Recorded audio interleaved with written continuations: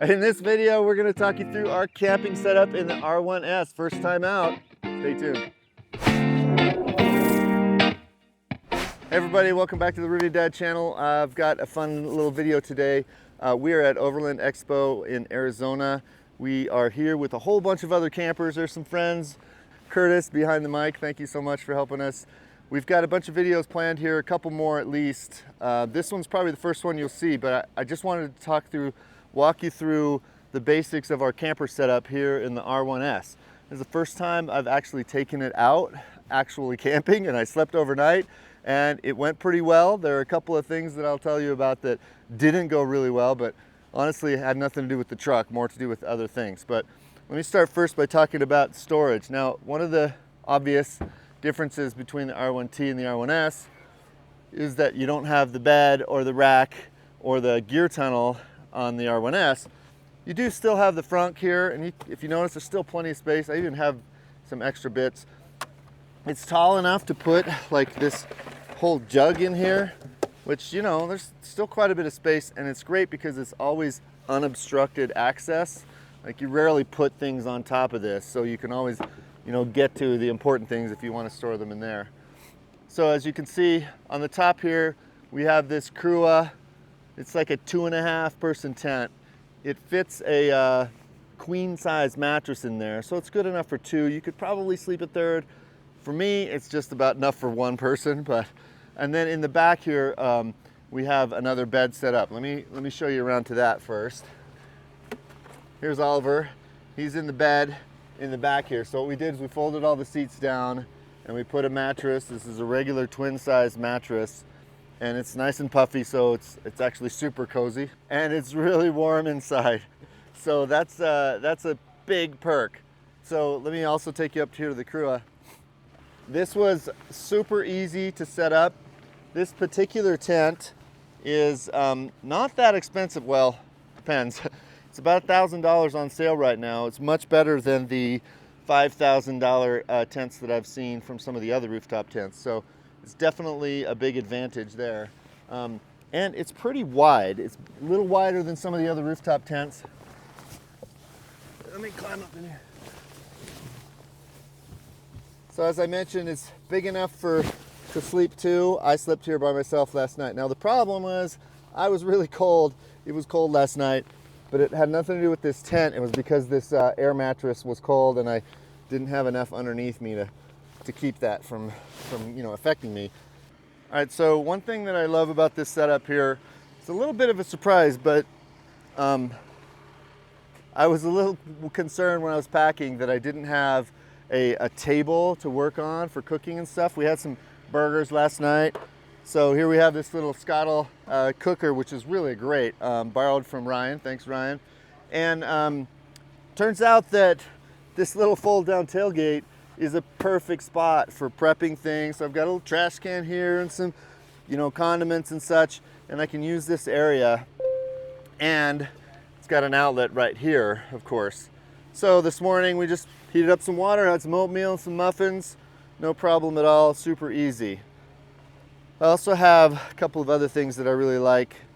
This Dometic ice chest, which is nice, but a little bit on the small side. It's probably more of a solo sort of thing instead of a family size. And then this Roam box, which is a nice storage, and then it becomes a nice little seat as well for, you know, putting on your shoes and so on. As far as the R1S in general, there are a couple of really great perks with respect to camping. First of all, there is enough width here to sleep two people, especially if you had a slightly wider mattress. The twin size is good, but it leaves about 6 inches. A full size is a little too big, so you might have to find some sort of special mattress for that. But it does sleep two. However, if you put a mattress back here with all the seats folded down, you can't have extra passengers. So it's just Oliver and I today. So that was just fine for the front two seats. But if you were to bring your family, you'd have to have a setup with like a blow-up mattress or some sort of mattress that unfolds. And then you would lose a lot of the storage space back here. So as I mentioned, the back of the truck is great for sticking things in the bed and on the rack in the back. But here, you really don't have that option. You could potentially put things on the top, but we have the rooftop tent up there. Maybe I could get the roam box on, up there as well. And we know from driving that the items on the top don't affect the range too much, maybe just a little bit. Oliver slept in here last night. He was completely unaware that I was really cold up above. One problem, however, every time he moved, I could feel him. Every time I moved, he could feel me. He woke up this morning and told me I was a crazy wiggler, but he could feel me, I could feel him. So that's one downside. One of the other downsides with the R1S compared to the truck is that the R1S has this one outlet, which is really nice. The truck, its outlet is on the outside of the cabin, so you can actually run an extension cord to a tent or something like that. Whereas here, I had to plug into the only outlet, which is inside here, and run it out through the window. As you can see, you know, this cord going up there. But yeah, I had my you know, phone charger and stuff upstairs, which is really nice. Another super great perk here is that you get the infotainment system. So if you're like getting ready to go to sleep, you can turn on a podcast or listen to some music. And you can also use that to do climate control. So it was able to circulate the air, keeps it nice and warm in here. You could have the heater on.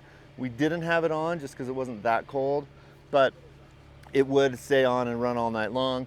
And then of course you have the little lights and such that you can just turn on and off. And you've got the Wi-Fi hotspot if you really, you know, need to do some emails and stuff. I got up this morning and did some work on that as well. So one other thing to note is that overnight the battery used maybe 2% of its percentage. You know, very negligible compared to what I thought it might be.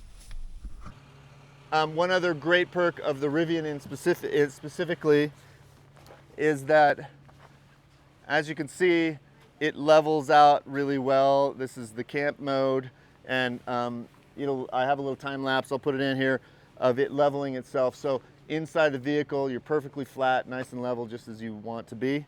You know, all around, I think it's a really great vehicle to take on a trip. A little less space than I was kind of hoping for, than I was maybe imagining in my mind.